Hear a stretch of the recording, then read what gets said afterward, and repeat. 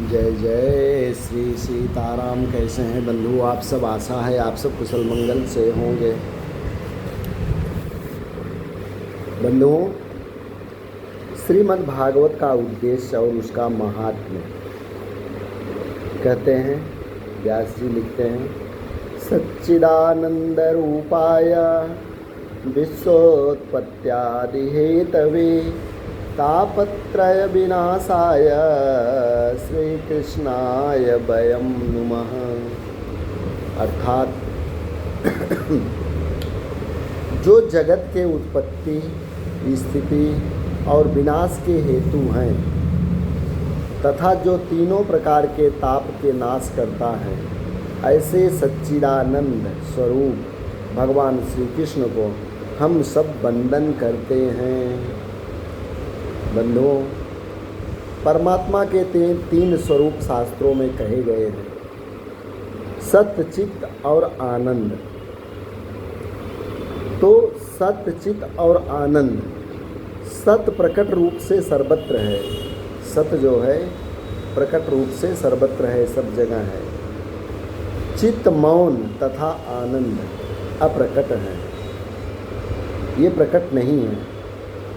जैसे जड़ वस्तुओं में सत्य चित्त है, जड़ वस्तुओं में सत्य चित्त है परंतु आनंद नहीं है। जीव में सत और चित्त प्रकटता है परंतु आनंद अप्रकट रहता है, अर्थात अप्रकट रूप से रहता है, दिखता नहीं है, अव्यक्त रूप से है। वैसे आनंद इसके अपने अंदर ही है, आनंद इसके अपने अंदर ही है, फिर भी आनंद को मनुष्य अपने बाहर ही खोजता है।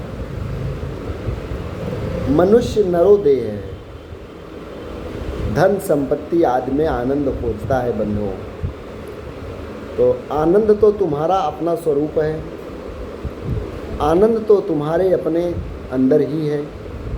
इस आनंद को जीवन में किस प्रकार प्रकट करें, यही भागवत शास्त्र सिखाता है। बंधुओं, जैसे दूध में मक्खन रहता है फिर भी वह दिखता नहीं है, परंतु दूध से दही बनाकर दही मंथन करने पर मक्खन दिख जाता है। ठीक उसी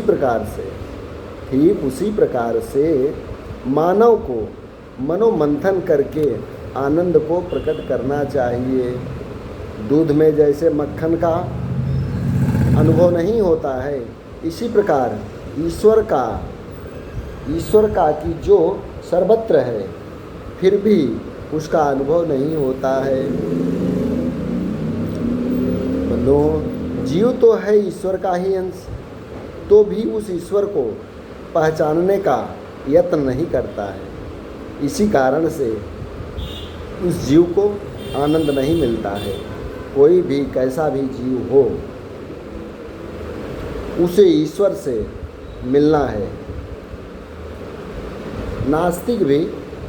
नास्तिक जो होता है, नास्तिक भी थक हार कर अंत में शांति को ही खोजता है।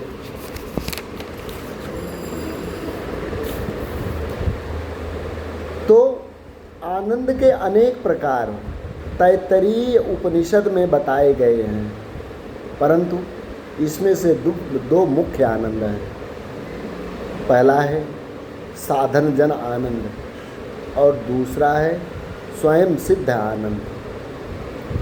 अब बंधुओं, साधन जन आनंद अर्थात विषय जन आनंद, कि जो साधन या विषय के नाश होने पर उस आनंद का भी नाश हो जाता है और होगा भी। और योगियों के पास कुछ भी साधन या विषय नहीं होता, फिर भी उनको आनंद है, अर्थात वे सदा आनंद में रहते हैं।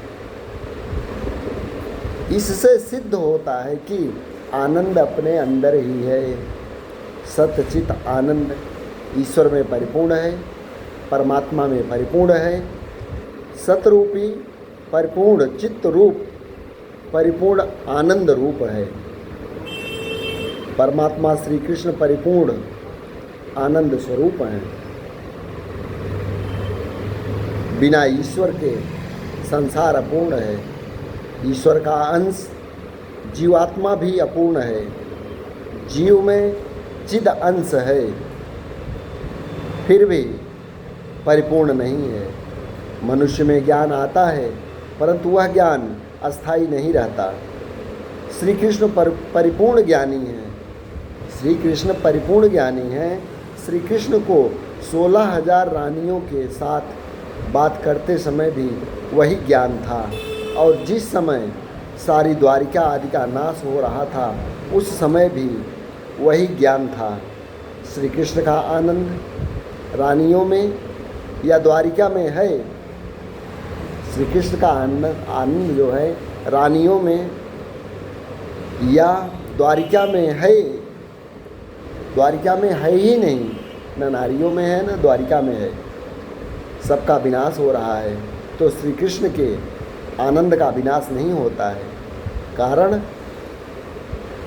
कारण श्री कृष्ण तो स्वयं ही आनंद स्वरूप हैं। सत नित्य है, चिद ज्ञान है, और चित शक्ति अर्थात ज्ञान शक्ति मनुष्य अपने शरीर में, अपने स्वरूप में, मनुष्य के स्वरूप में स्थित नहीं है, अतः इसे आनंद नहीं मिलता। मनुष्य जिस प्रकार बाहर विवेक रखता है, मनुष्य जिस प्रकार बाहर विवेक रखता है वैसे घर में रखता नहीं है।